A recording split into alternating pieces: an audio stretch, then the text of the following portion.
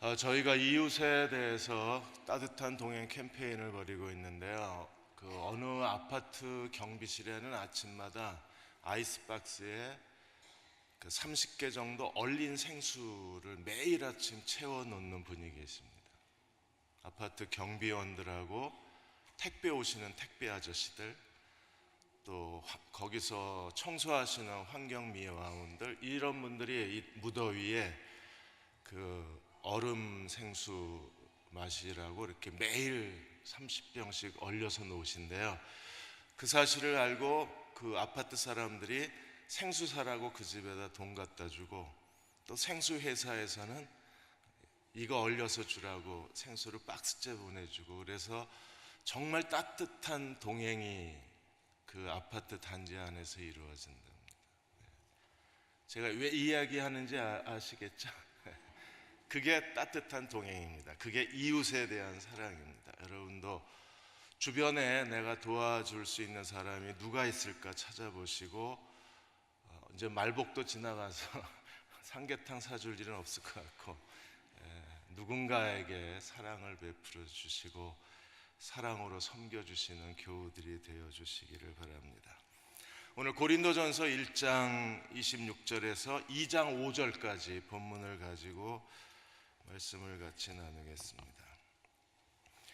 최근에 김숨 작가가 한명이라는 책을 쓰셨습니다. 이 한명은 지금 위안부 할머니들이 마지막 한 분이 남으실 때를 상상을 해서 소설책 제목을 한명이라고 지었습니다. 일본의 위안부 숫자가 어느 정도 되는지는 잘 모릅니다. 그런데 대략 한 20만 명이 끌려간 걸로 추산을 하고, 그 중에 돌아오신 분이 2만여 명밖에 되지 않습니다. 그리고 내가 위안부였다고 사실을 밝히신 분이 268명 정도밖에 안 돼. 나머지는 이제 신분을 숨기고 계신 겁니다. 김순 작가가 2015년에 이분들의 증언을 가지고 소설을 쓰기 시작했는데 지난 1년 동안에 벌써 9분이 돌아가신 거예요. 그래서 마지막 한 명이 됐을 때 이 위안부에 대한 역사적 진실이 어떻게 될 것인가, 그 두려운 마음으로 이 소설을 쓰시면서 소설에 각주를 붙였습니다. 여러분, 소설에 논문도 아니고 왜 각주를 붙입니까? 316개 각주가 붙였는데, 이 각주가 위안부 할머니들의 증언 각주예요. 그분들의 증언을 근거로 해서 이 소설을 썼다고 하는 걸 진실을 밝히기 위해서 각주를 달아놨어요. 지금 일본은 정말 수치를 모르는 민족입니다.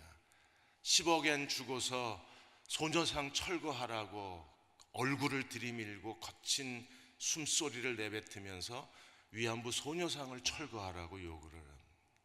이번 리우 올림픽의 일본 선수단은요, 유니폼이 우길기입니다. 태양 햇살이 퍼지는 그런 빨간 줄무늬 패션을 입었어요. 세계가 경악을 했습니다.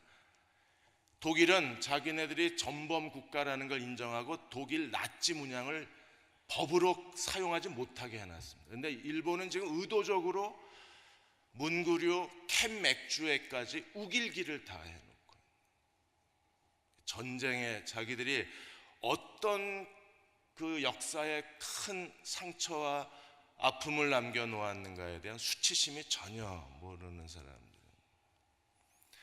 한국 젊은이들은 더 부끄럽습니다. 한국의 연예인들, 젊은 사람들은 이 우길기, 그 빨간 줄무늬 패션이 그게 우길기인지도 모르고 입고 다니는 거예요.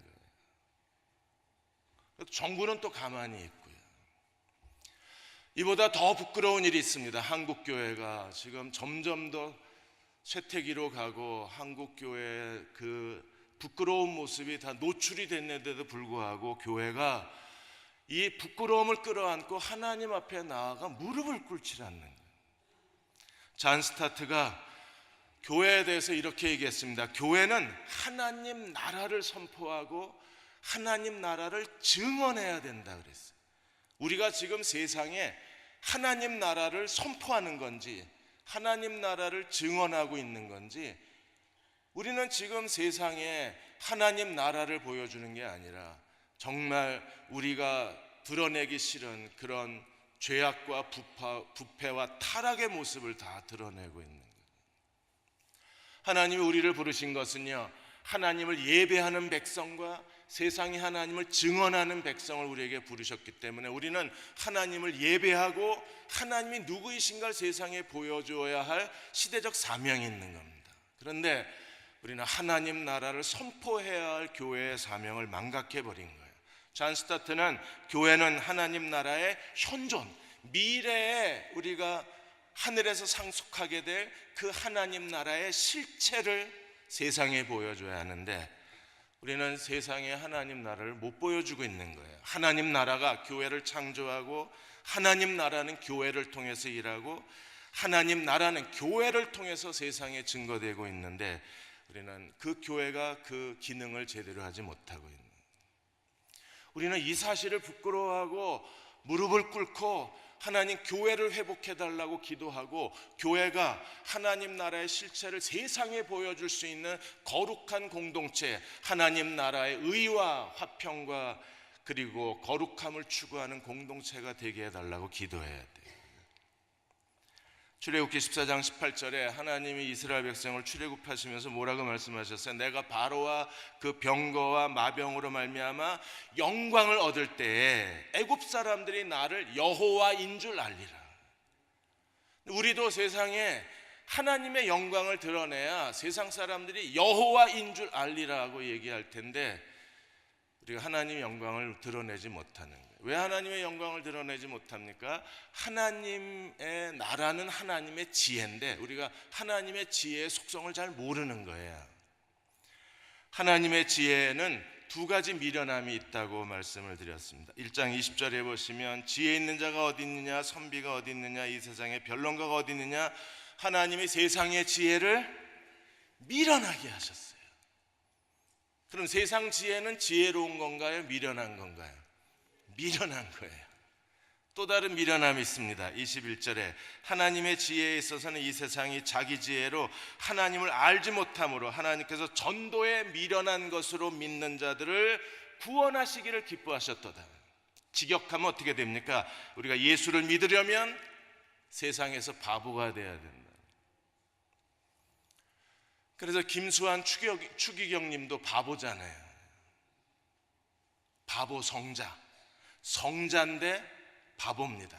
하나님께 거룩하면 세상의 바보가 될 수밖에 없어요. 왜요? 하나님이 세상 지혜를 미련하게 하셨으니까. 그래서 하나님의 지혜는 전도에 미련한 것으로 믿는 자들을 구원하시는 게 하나님의 지혜라고 했습니다. 모라이, 정말 어리석은 거예요. 어떤 문제가 있을 때 그 문제를 해결하려면 사람을 찾아가고 그 일을 해결해 줄 만한 권세자를 찾아가고 그 일을 해결할 수 있는 여러 가지 프로그램을 만들고 뭔가 조직을 만들고 해결 방법을 찾아가야 되는데 그리스도인은요, 미련하게도 하나님께 기도하고 앉았습니다. 이게 답답한 거예요. 야, 기도하면 해결이 되냐고. 세상 사람들이 볼 때 그리스도인들의 삶의 태도는 정말 미련하고 한심하고 어리석은 겁니다. 그런데 하나님은 그 방법으로 하나님이 역사하시는 거죠.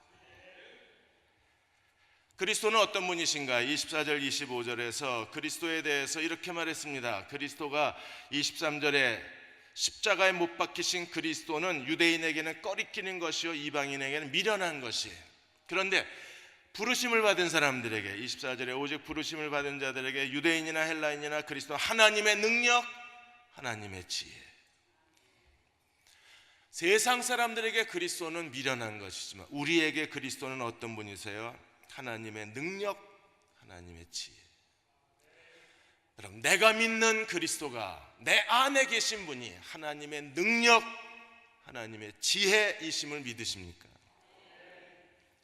정말 믿으십니까? 얼굴 좀 피고 사시면 안 될까요? 하나님의 능력이 내 안에 계시고 하나님의 지혜가 내 안에 있는데 왜 이렇게 얼굴 표정이 어두우신가요? 물론 저도 그렇습니다. 저도 이게 아직 믿음이 성숙하지가 않아서 제 얼굴도 형편없어요. 그런데도 하나님은 우리가 이 사실을 깨닫고 이 진리 안에서 사는 법만 배우면 그리스도가, 내 안에 계신 그리스도가 하나님의 능력, 하나님의 지혜, 하나님이 더 놀라운 사실을 말씀하셔서 뭐라 그랬습니까? 25절에 하나님의 어리석음이 사람보다 지혜롭고, 하나님의 어리석음이 사람의 지혜보다 훨씬 더 지혜로운 거예요. 최상급의 지혜입니다.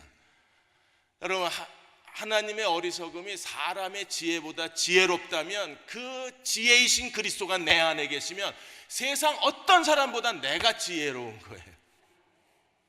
그게 역설이잖아요. 하나님의 약하심이 사람의 강함보다 크면, 그리스도가 내 안에 능력이 되시면 나는요, 세상의 강한 사람보다 더 강한 자로 살 수 있는. 제가 1장을 이렇게 3번에 걸쳐서 말씀을 나누는 것은 고린도전서를 펼치자마자 그야말로 보석상자를 하나님이 열어놓으신 거예요. 1장에서 3장까지 그리스도로 사는 이 삶의 비결을 배우지 않았기 때문에 여기서 실패하니까 고린도 교회가 온갖 부도덕한 일과 교회 안에서 있어서는 안 될 그런 범죄들이 일어나고 교회 인간관계 다툼과 갈등에 빠져서 허우적거리는 이유가 여기 있었구나. 1장에서 3장까지 그리스도가 누구이신가에 대해서 눈을 뜨지 못하니까 결국 교회 생활이 그리스도 중심적, 그리스도를 섬기는 삶이 아니라 인간과 인간의 관계 속에서 전개되어지는 하나의 인간 사회 질서가 되어버리니까 그 안에 온갖 부도덕한 일이 일어나는 거예요. 그러니까 교회나 무슨 등산 동아리 모임이나 똑같아지는 겁니다. 그리스도는 없는 거예요. 그리스도로 사는 하나님의 지혜로운 사람들이 하나님의 공동체를 이루게 될 때 그 그리스도는요, 우리의 지혜와 능력이 되어 주셔서 우리의 삶의 모든 면에서 우리가 그리스도가 주시는 은혜와 축복과 능력을 경험할 수 있는 거예요. 요한복음 6장 57절에 예수님이 이렇게 말씀하셨습니다. 살아계신 아버지께서 나를 보내시면 내가 아버지로 말미암아 사는 것 같이 나를 먹는 그 사람은 나로 말미암아 살리라 그랬어요. 정말 이렇게 살고 싶은 거예요. 이 세상에 살아가는 동안에 얼마나 더 살지 모르겠지만 지금까지 살아온 것도 너무 힘들고 지치지만, 그러나 하나님이 우리에게 약속하신 그 하늘의 거룩한 유업, 나로 말미암아 살리라, 이 삶을 연출해내고 이 삶을 만들어내고 그리스도로 말미암아 내 인생이 사라진다면 내 인생은 정말 어떤 모습일까? 그걸 한번 보고 싶은 거예요. 주님이 여러분의 인생을 대신 살아주신다면 여러분의 인생은 어떻게 될까요? 이번에 리우 올림픽 보겠다고 러시아에서 브라질까지 걸어온 사람이 있습니다. 이 사람이 18,272km를 걸었습니다. 싱가포르에서 남미까지 올 때에는 바다를 걸어갈 수 없으니까 거기만 비행기를 타고 나머지는 걸었어요. 2015년 4월부터 걸어서 1년 4개월을 걸었습니다. 이 사람이 걸은 거리가 우리가 서울과 부산을 왕복 20번 이상을 하는 겁니다. 하루 평균 40km 내지 60km를 걸었습니다. 운동화 6개를 버렸습니다. 달아서. 아는 사람이야?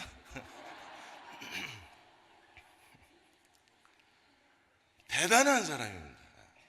근데 이 사람이 이렇게 러시아에서 브라질까지 걸어갈 생각을 했던 이유가 어디 있는지 아십니까? 이 사람이 올림픽 경보 선수입니다. 이렇게 빨리 뛰는 경보 선수. 이 사람이 50년 동안 경보 선수를 했어요. 전 세계에 1350개 대회를 참석했던 사람입니다. 그런 경보 올림픽 선수 경력과 체력을 갖고 있으니까 이분이 1년 4개월 동안 걷고 걸어서 리우까지 온 거예요. 사람의 한계를 뛰어넘은 겁니다. 근데 우리는요, 그보다 더 인간의 한계를 뛰어넘는 삶으로 하나님 우리를 초대하신 거예요. 그리스도가 하나님의 능력, 하나님의 지혜랍니다. 어떤 일이 일어나나요? 1장 26절에서 31절까지 하나님의 부르심, 하나님의 지혜가 어떤 인간 변화를 만들어내는가를 하나님이 우리에게 보여주셨어요. 1장 26절에 하나님의 부르심을 보라. 하나님이 새로운 공동체로 우리를 부르셨는데 그 하나님의 공동체의 사회적 구성원들은 어떤 사람들입니까? 너희의 부르심을 보라. 육체를 따라 지혜로운 자가 많지 아니하며 전혀 없다는 게 아닙니다. 대부분의 사람들 가운데 지혜로운 사람이 많지 않고 능한 자가 많지 않고 문벌 좋은 자가 많지 않고, 이 세상의 사회적 구성원의 절대 기준, 상류층의 기준인 지혜로운 사람, 능한 자, 문벌 좋은 사람이 별로 많지 않다는 거예요. 그러나 하나님께서 하나님 나라를, 세상 하나님의 나라를 구성하시려면 이 세상의 최고의 엘리트들을 데려다가 구성을 하셔야 되잖아요. 바벨론의 느부갓네살이 유다를 침략하고 바벨론의 포로로 끌려갈 때 그 유다 사회에서 문벌 좋은 사람, 지혜로운 사람, 돈 많은 사람, 상류층 중에 상류층만 데리고 갔잖아요. 그게 세상의 지혜입니다. 그런데 하나님은요, 오히려 세상에서 어떤 사람을 데려오셨습니까? 세상에서 이렇게 사람들이 주목받지 못하는 사람들을 데려오신 거예요. 왜 그러셨어요? 하나님이 보여주고 싶은 겁니다. 뭘 보여줘요? 그리스도를 통해서 하나님이 어떤 사람을 만들어내실 수 있는지를 보여주고 싶은 거예요. 그래서 하나님의 전략이 무엇입니까? 27절 28절에 보시면 하나님이 세상에 미련한 것들을 택하사 지혜 있는 자들을 부끄럽게 하려 하시고, 세상에 미련한 자를 택하셔서 지혜로운 사람을 부끄럽게 하신대요. 어떻게 해요? 우리는 창세기를 열면 이미 요셉을 통해서 바로가 꿈을 꿨는데 뚱뚱한 소 7마리, 바짝 마른 소 7마리, 그걸 해석하라 그랬는데 아무도 해석을 못했잖아요. 애굽에 미국에 유학 갔다 온 그 박사들도 있었고 영국에 유학 갔다 온 박사들이 그 애굽 왕실에 가득했는데 아무도 이 바로의 꿈을 해석을 못하는 거예요. 누가 해석했어요? 감옥에 있던 요셉이. 어떻게 해석했습니까? 하나님의 지혜로.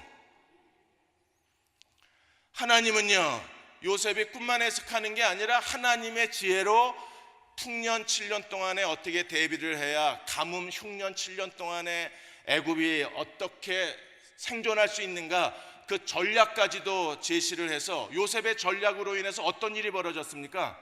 7년 가뭄 동안에 사람들이 돈을 가지고 와서 곡식을 사가기 시작하다가 나중에 땅을 갖다 바치고 가축을 갖다 바치고, 그래서 애굽 전 국토가 바로의 소유가 되게 해요. 이 애굽 전 국토가 바로의 소유가 된 것은 또 다른 바로의 권력을 절대화한 거 아니냐? 아니에요. 이게 정말 가난한 사람들을 위한 최선의 토지 정책입니다. 왜냐하면 그 당시에 땅을 가진 지주들이 소작농을 하면서 그 사람들한테 1년에 100가마 농사를 지었으면 쌀을 1가마 줬어요.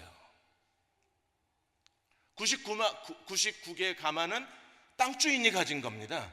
그래도 애굽에 농사 짓는 사람들이 아무 소리를 못해서 이렇게 착취를 당한 겁니다. 그런데 바로가 땅의 소유가 되자 어떤 일이 벌어졌습니까? 바로는요, 무조건 100가마를 했으면 그 중에 20가마는 농부들한테 준 거잖아요.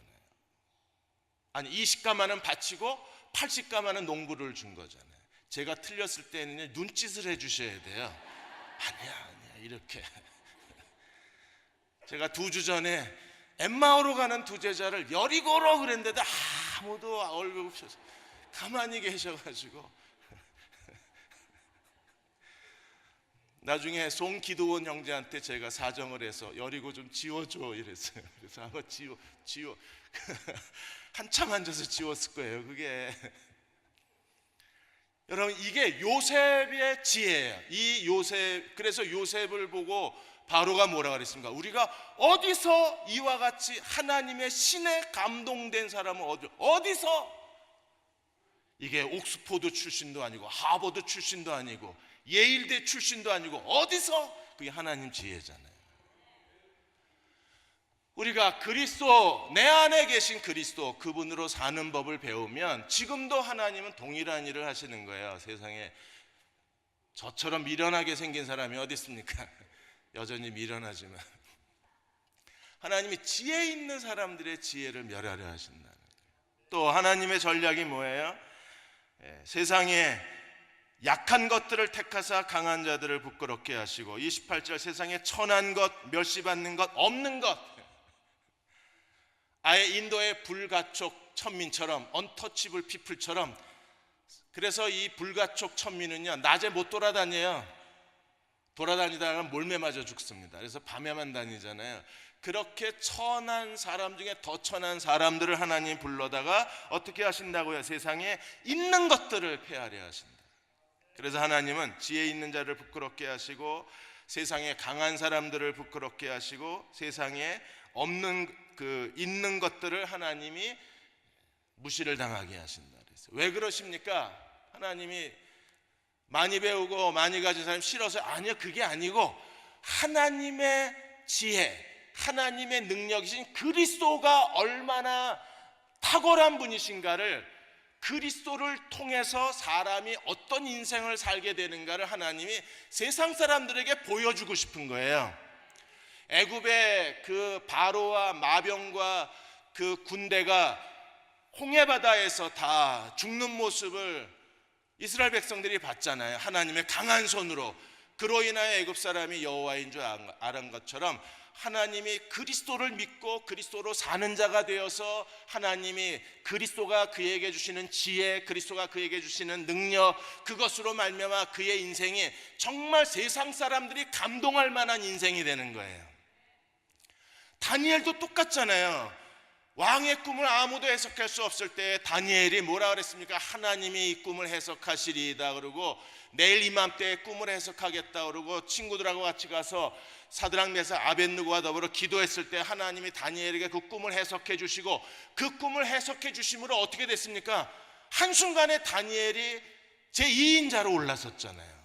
그야말로 강한 자들을 부끄럽게 하신 겁니다. 꿈 하나 해석했다고 국무총리 된 거예요. 세상에 이런 고속승진이 어디 있고, 세상에 이런 낙하산 인사가 어디 있습니까? 꿈 하나 해석했다고 2인자, 사드락 메삭 아벳느고는 도지사 이래서, 경기도지사, 경남도지사, 제일 굵직굵직한 데는 사드락 메삭 아벳느고가 다 고위공직자에 앉았잖아요. 한순간에. 그게 하나님의 지혜예요. 하나님은 세상에 그리스도가 어떤 분이신가를 선포하고 증언하고 보여주고 싶으신 거예요. 그래서 1장 30절 31절에 1장 29절에 왜 이렇게 하십니까? 1장 29절에 이는 아무 육체도 하나님 앞에서 자랑하지 못하게 하려. 왜요? 하나님이 하신 거잖아요. 그래서 요셉도 하나님이 보여주신 겁니다. 꿈의 해석은 하나님께 있습니다. 다니엘도 하나님이 보여주시리이다. 근데 하나님이 보여주신 것 때문에 존귀함을 받은 건 누구예요? 다니엘과 요셉과 세 친구들이잖아요. 다윗도 골리앗을 향해서 나아갔을 때 칼과 창을 갖고 나아간 게 아니라, 하나님이 광야에서 연단한 물맷돌 5개 들고 나가서 물맷돌로 골리앗을 쳐서 쓰러뜨리자마자, 그게 하나님 능력이잖아요. 물맷돌로 사자와 곰을 때려잡고 물맷돌을 가지고 골리앗을 쓰러뜨린 게 하나님 능력 아닙니까? 하나님의 능력으로 다윗은 한순간에 사울의 사위가 되잖아요. 사울의 사위가 되려면 다 미국 유학 가서 박사학위 받고 MBA 하고 대기업에서 뭐 한참 경력을 쌓고 이래야지, 그것도 줄 서서 사울의 딸 미갈의 마음에 들어야 되는데, 이거는요 그냥 한 번에 돌멩이 하나 던지고 왕의 사위. 이런 세상 법칙이 어디 있습니까? 하나님 지금은 안 하시나? 돌멩이 나도 잘 던지는데 돌멩이 하나 휙 던지고 순식간에 왕의 사위. 그게 하나님 능력인 거잖아요. 자랑할 수 있어요? 자랑 못하죠. 누가 하신 거예요? 하나님이 하신 거니까. 그래서 1장 31절에도 자랑하는 자는 누구를 자랑하라? 주 안에서 주님을 자랑하라. 중요한 건 이제 자랑입니다. 하나님 앞에서 자랑하지 못하게 하려 함이라. 또 31절에 자랑하지 못하게 함이라. 여러분, 자랑하는 건 뭘 하는 겁니까? 요새 다 자랑질 하느라고 전부 그 셀카 찍어가지고 그래서 셀카를 찍지 않으면 휴가를 갔다 온 게 아니래요. 그냥 서로 자기가 더 멋진 데 갔다 왔다고 그냥 셀카 찍어서 인스타그램에 올리고 셀카 찍어서 페이스북에 올리고 휴가 갔다 왔다 이걸 자랑하는 겁니다. 그래서 셀카가 없으면 휴가 다녀온 게 아니래요. 지금 우리 사회는요, 서로가 자기를 자랑하는 시대입니다. 근데 이런 자랑이 아니라 여기서 말하는 자랑은 뭐예요? 누구를 의지하느냐예요. 누구를 의지하고 사느냐. 그래서 시편 20편 7절에 어떤 사람은 병거를 어떤 사람은 말을 의지하나 우리는 여호와 우리 하나님의 이름을 자랑하리로다. 그래서 말과 병거를 의지하는 거와 하나님의 이름을 자랑하는 걸 다윗이 똑같이 뒀어요. 그러니까 하나님을 의지하는 게 하나님을 자랑하는 거예요. 이게 문제 해결 능력이 뛰어난 사람이 누구냐를 보여주는 겁니다. 예수께서 제자들에게 우리가 어디서 떡을 사서 이 많은 사람을 먹게 하겠느냐고 물었을 때 해결 능력, 문제 해결 능력을 본 겁니다. 문제 해결 능력을 보면 이 사람이 세상 지혜 사람인지 하나님 지혜 사람인지 금방 드러나요. 빌립은요, 아주 순수한 세상 지혜의 사람입니다. 이보다 더 세상적일 수 없어요. 빌립은요, 계산기 다다다다닥 두들겨서 인원수 곱하기 빵 2,000원, 뭐 우유 1,000원 뭐 이렇게 딱딱딱 계산해서 돈 꺼내놓은 게 총합 200데나리온. 똑똑한 사람입니다. MBA 출신일 거예요. 안드레는요, 정말 미련합니다. 안드레는 찾아낸 게 뭐예요? 여기 어린아이가 도시락 있는데 물고기 2마리, 뭐 떡 5개, 5병이요. 여러분 그 5병 이러니까 무슨 뭐 손바닥만한 호떡인 줄 아시는데 요만합니다. 애들 먹는 떡. 이야 이러니까 고등어 말린 건 줄 아시는데 아니요, 큰 멸치 요 정도. 그걸 안드레가 찾아와서 이 많은 사람에게 얼마나 되겠습니까? 알긴 안 해. 이거 가지고 뭐 어떻게 하라고. 근데 거기에 하나님 나라 지혜가 있는 거잖아요. 예수께서 축복하시자마자 다 배불리 먹고 12강줄이는 200데나리온은 그 돈 갖고도 부족했는데 2천만 원 갖고도 거기 모인 사람 다 먹이기가 부족했는데 어린아이의 이 도시락 하나 5병이면은요 다 배불리 먹고도 12강줄이 있는 거죠. 이게 누구를 자랑하느냐, 문제 해결 방법을 어디서 찾느냐예요. 빌립은요 돈에서 찾았고 우리는 어디서 찾아요? 하나님에게서 찾는 사람. 우리가 하나님을 의지하면 주님은 어떤 분이십니까? 1장 30절에 너희는 하나님께로부터 태어나서 여러분이 하나님께로부터 태어난 자녀인 걸 믿으십니까? 정말 믿으십니까? 나는 하나님의 자녀입니다. 나는 거듭났습니다. 거듭난 사람은 그리스도 예수 안에 있는 거예요. 우리가 거기 있으려고 애쓸 필요가 없이 거듭난 사람은 이미 주님이 내 안에 내가 주님 안에 있는 겁니다. 그러면 우리는요, 예수는 어떤 분이세요?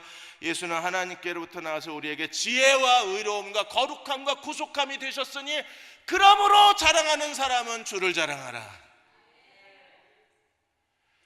하나님께서요 이미 우리가 살아가는 데 필요한 모든 걸 그리스도가 지혜가 필요하시네요. 하나님은 지혜를 주시는 분이십니다. 그런데 지혜가 이미 우리 안에 있는 거예요. 지혜가 누구세요? 주님이요. 능력이 필요하십니까? 하나님 능력을 주시는 분이십니다. 근데 이미 능력이 내 안에 있는 거예요. 안에 있어요. 내 안에. 꺼내 쓰질 않는.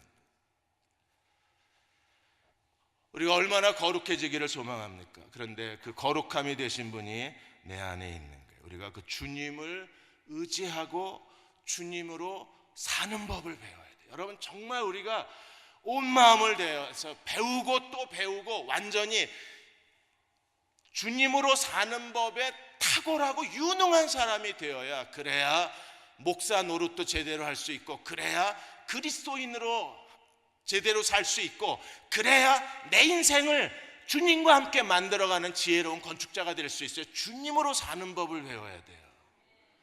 요즘에 전 세계의 초등학교의 아이들 코딩을 가르칩니다. 코딩이 뭐냐면 지금 여러분이 가지고 있는 이 스마트폰에 앱이 있을 거예요. 아주 간단한 뭐 그 날씨를 보는 앱이라든지 아니면 아침에 알람을 울리는 앱이라든지 일정을 만드는 아주 간단한 앱을 만드는 걸 코딩이라고 합니다. 이걸 초등학교에 배워요. 영국은 오래전부터, 미국과 영국은 오래전부터 코딩 수업이 들어갔고, 한국은 이제 아이들에게 코딩을 가르칩니다. 이제 코딩 과외가 열풍이 불 거예요.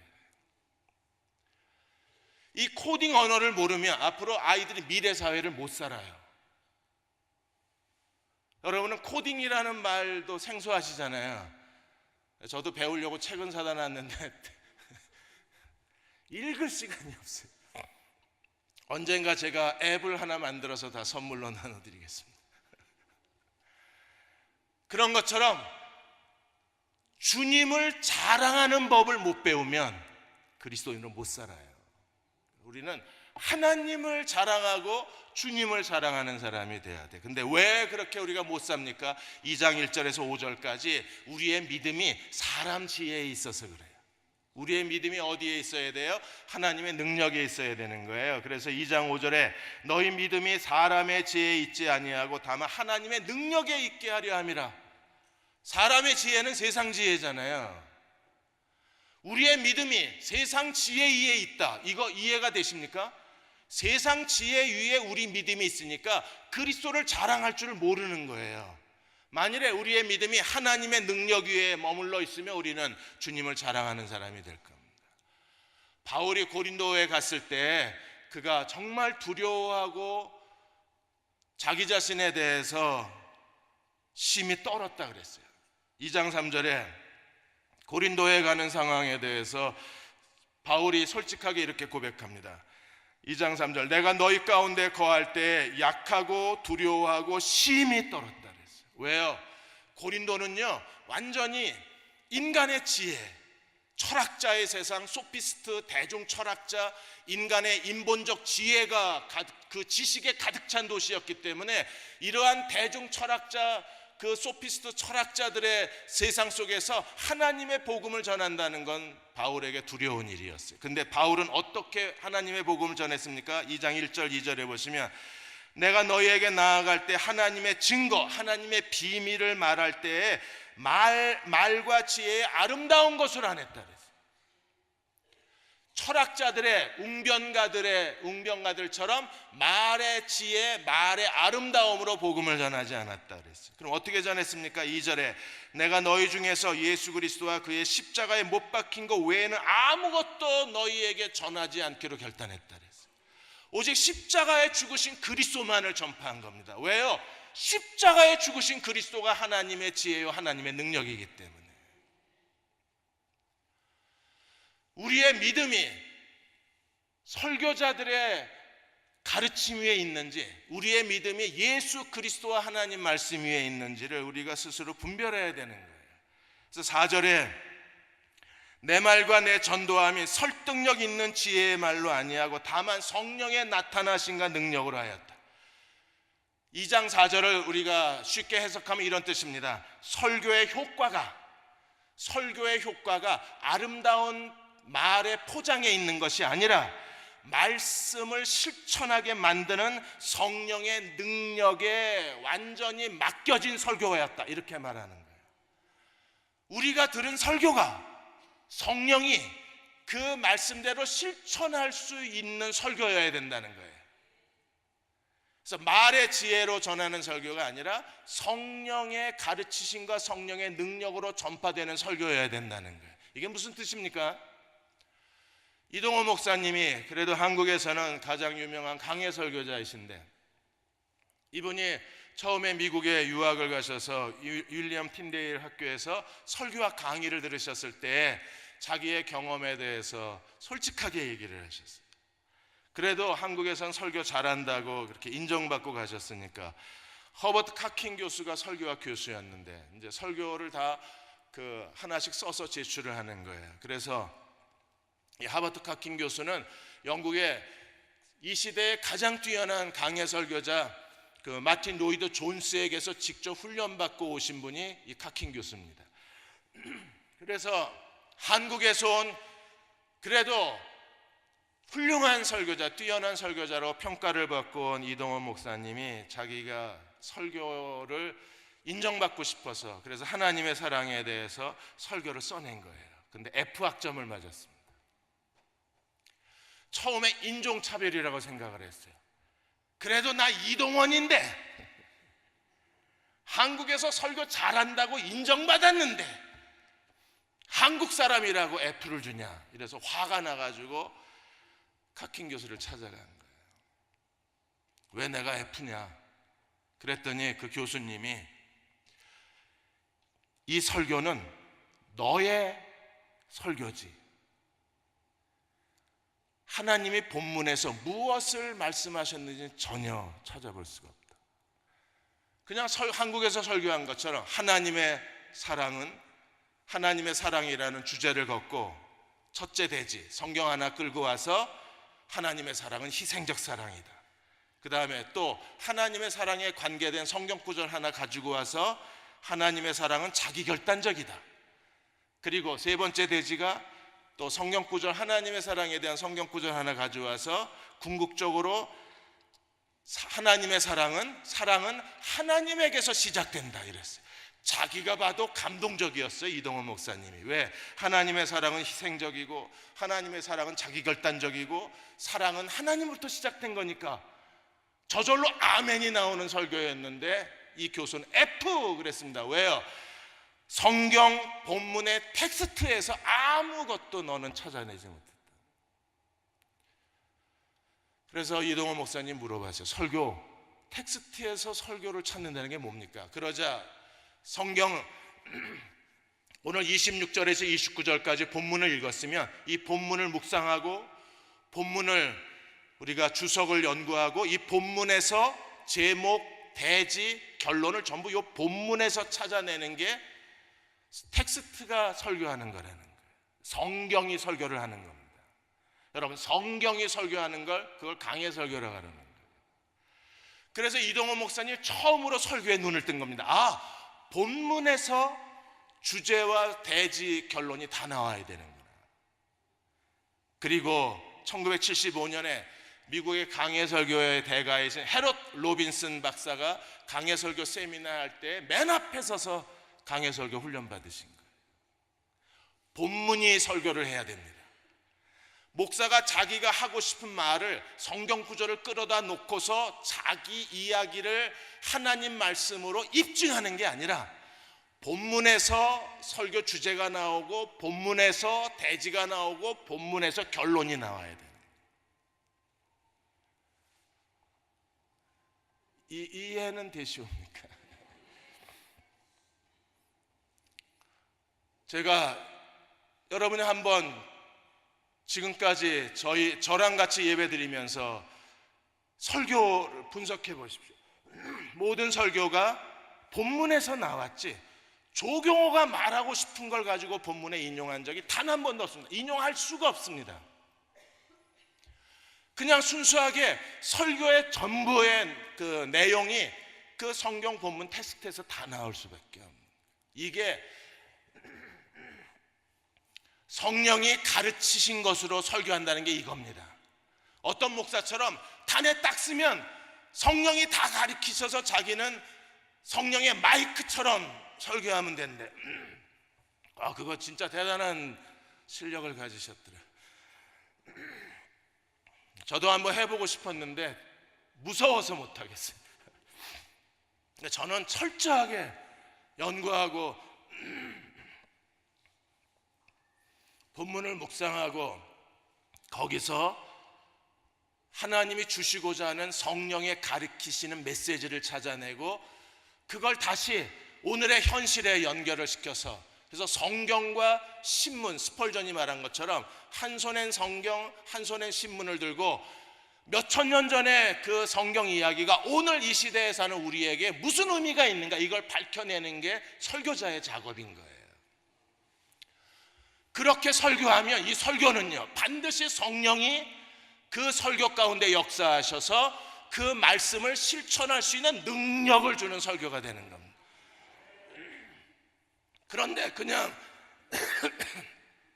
짜놓으면 그게 자칫 사람의 지혜에 우리 믿음이 서 있는 거예요. 그 믿음은 사람을 변화 못 시킵니다. 그 믿음은 인본적 신앙이 되는 거예요. 그러니까 실제로 어떤 문제가 던져졌을 때 이걸 하나님 방식대로 일을 못하는 겁니다. 한 가지만 더 예를 들겠습니다. 우리가 하나님을 경험하는 삶, 그 헨리 블랙가비 목사님의 책을 여러분 아마 몇 번인가 공부하시고 또 책을 읽으신 분이 많을 거예요. 이 하나님을 경험하는 사람의 기본적 논리가 뭡니까? 하나님의 지혜, 세상 지혜는 다르다는 거예요. 세상 지혜는요, 어떤 일을 하려면 사람이 계획을 세우고 거기에 돈과 조직과 인적 자원을 다 마스터 플랜을 짜고 그리고 하나님을 의지하고 시작하는, 이거는 인간의 지혜입니다. 세상 지혜의 방식입니다. 근데 하나님의 지혜는요, 하나님이 어디서 일하는가를 알고 하나님이 일하시는 곳에 우리가 참여하고 하나님이 일하시는 곳에 우리가 순종함으로 하나님이 일하시는 거예요. 헨리 블랙가비 목사님이 밴쿠버 교회에서 사역을 하실 때 블랙가비 목사님은 자기가 뭔가 새로운 일을 시작하신 적이 없다고 그랬어요.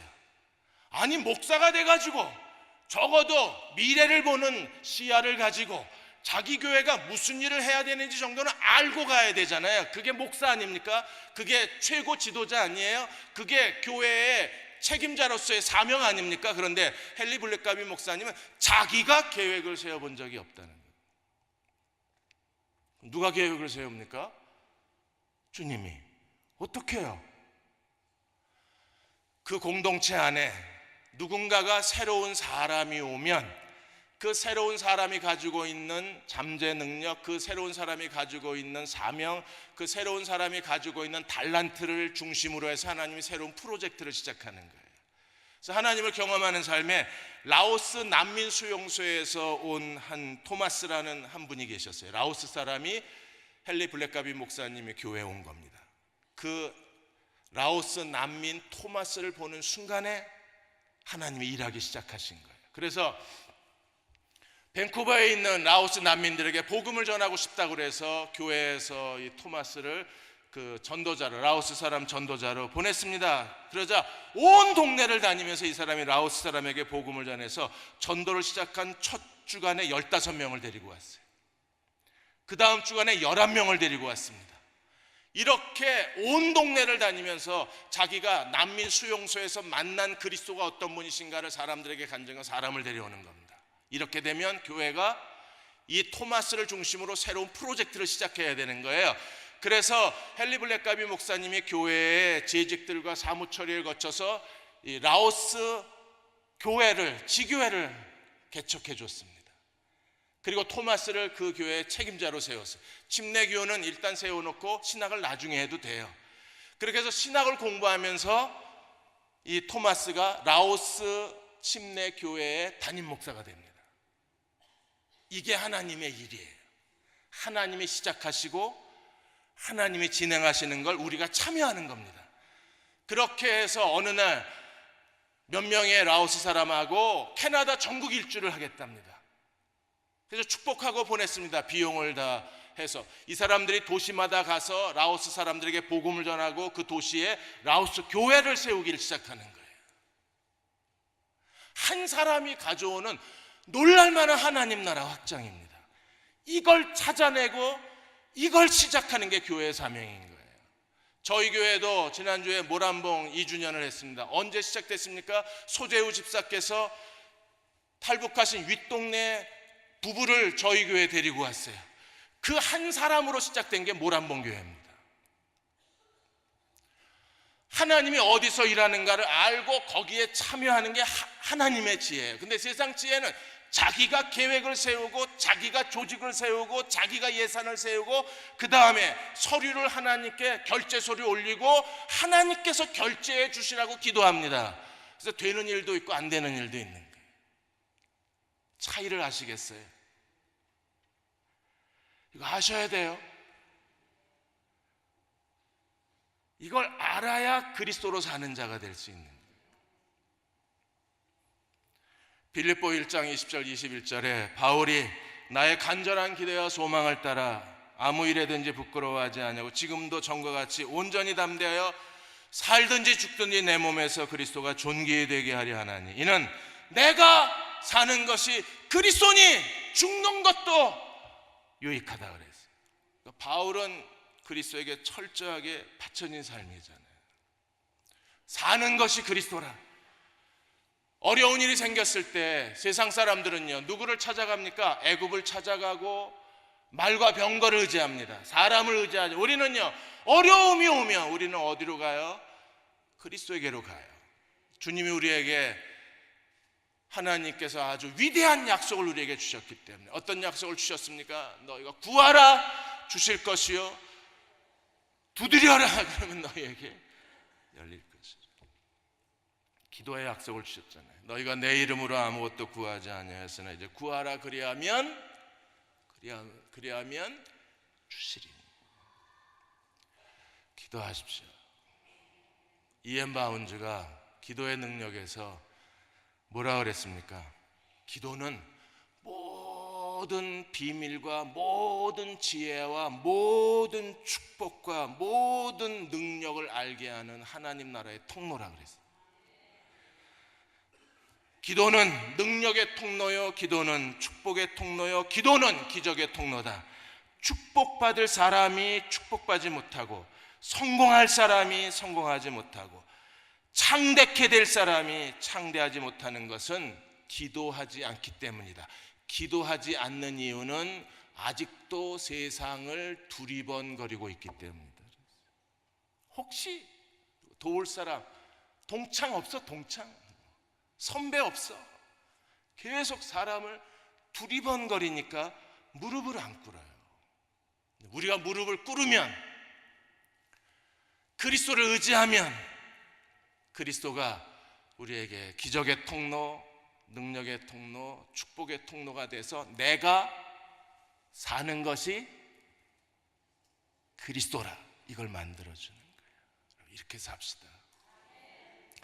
이렇게 살라고 구원해 주신 거예요. 이렇게 살라고 하나님 우리 부르어 주신 겁니다. 그냥 신앙생활 열심히 하라고 부르는 게 아니라, 열심히 신앙생활 하되 더 중요한 삶의 한 차원 더 높은 삶이 있는데 그리스도로 사는 자가 되라고. 그러면 주님이 우리의 지혜가 되어주시고, 주님이 우리의 능력이 되어주시고, 주님이 우리의 거룩함이 되어주시고, 주님이 우리의 건지시는 삶의 구원자가 되어주실 거예요. 그러한 저와 여러분이 되시기를 주의 이름으로 축원합니다. 우리 191장, 내가 매일 기쁘게 술래기를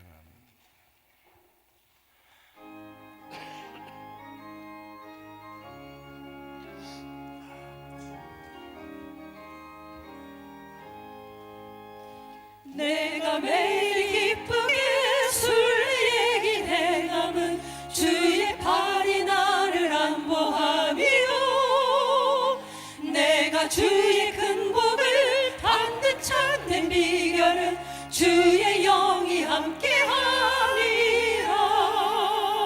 성령이 계시는 할렐루야 함께하시네.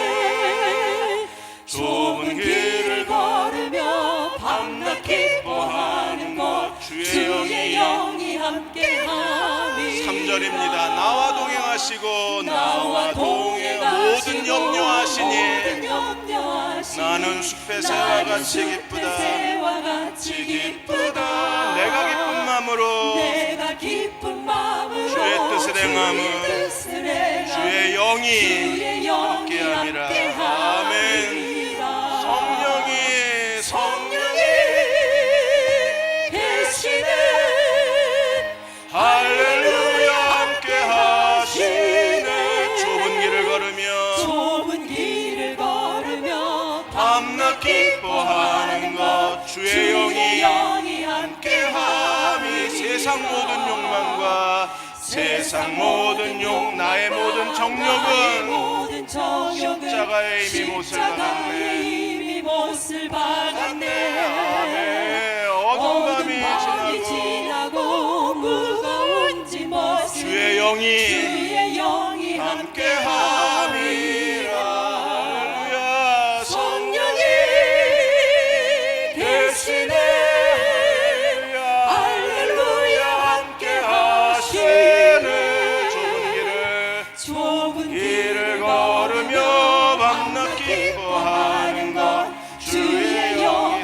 드립니다. 세상 모든 욕망과 세상 모든 나의 모든 정력은 십자가에 이미 못을 박았네. 아멘. 어두운 밤이 지나고 무거운 짐 벗으니 주의 영이 함께함이라. 성령이 계시네. 할렐루야. 함께하시네. 좁은 길을 걸으며 밤낮 기뻐하는 것 주의 영이 함께함이. 성령이 계시네. 성령이 계시네. 할렐루야. 나와 함께 계시네. 좁은 길을 걸으며 밤낮 기뻐하는 것 주의 영이 함께함이라.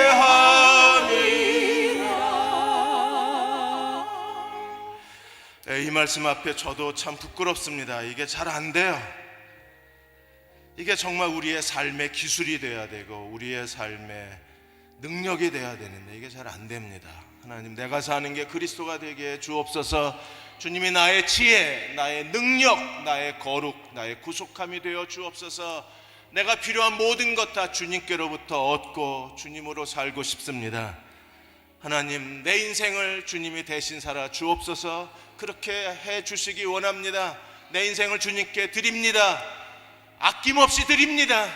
이제 내 것이 아니라 주님 겁니다. 주님의 소유입니다. 주님이 가지셨습니다. 주님 뜻대로 하시옵소서. 주님이 내 인생을 대신 살아주시고 하나님의 영광이 나타나게 하여 주옵소서. 우리 필리핀 단기 선교팀이 지금 열심히 사역 중에 있는데 하나님, 그들을 보호하시고 그들과 함께하여 주옵소서. 그리고 내 인생이 이제 더 이상 내 것이 아니라 주님 것이 되게 해주시고, 아니 주님 겁니다. 주님 건데 내 것처럼 알고 살았습니다. 하나님, 우리 죄를 용서하시고 이제 내가 사는 것이 그리스도라 이 믿음을 배우게 해 주옵소서. 우리의 자아의식이 성숙하게 하여 주옵소서. 성숙한 믿음으로 살게 하여 주옵소서. 다 같이 함께 통성으로 기도하겠습니다. 하나님, 저희와 함께 하여 주옵소서. 이 진리를 가르쳐 주시기 원합니다. 이 말씀을 가르쳐 주옵소서. 아직도 배우지 못하고 아직도 깨닫지를 못합니다.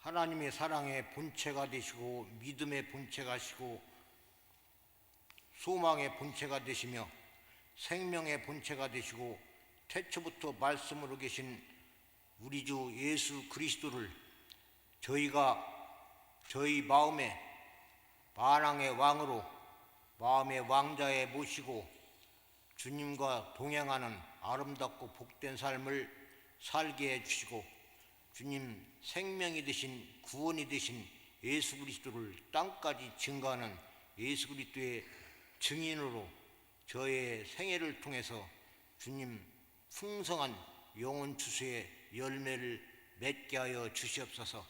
이와 같은 소원을 가진 당신의 사랑하는 자녀들 위해 하나님 아버지의 극진하신 사랑하심과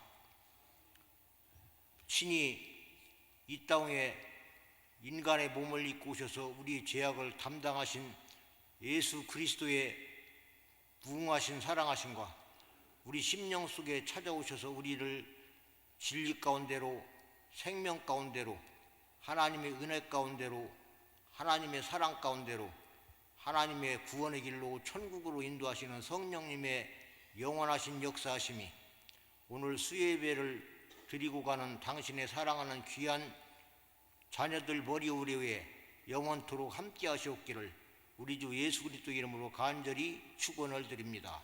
아멘.